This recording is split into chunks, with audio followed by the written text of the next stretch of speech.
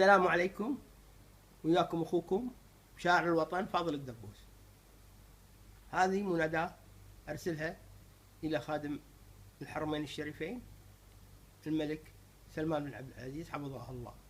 أطلب منه الفزع وأقول: وينك وينك يا مالكنا، وينك وينك يا كحيلان، وينك وينك يا مالكنا، وينك وينك يا كحيلان، بيني وبينك من يفكنا من حزب الله التعبان، بيني وبينك من يفكنا من حزب الله التعبان.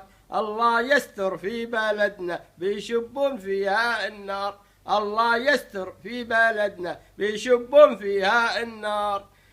كلهم عيال من بلدنا ولاؤهم حق إيران، كلهم عيال من بلدنا ولاؤهم حق إيران. حاولوا تفجير حرمنا فكيناهم ولا غلطان، حاولوا تفجير حرمنا فكيناهم ولا غلطان. حتى الدشتي ما يحاشمنا كل يسبنا تقول سكران، حتى الدشتي ما يحاشمنا وكل يسبنا تقول سكران. يلا يا ربي يلا يا ربي تنصرنا على الغلطان، يلا يا ربي تنصرنا على الغلطان.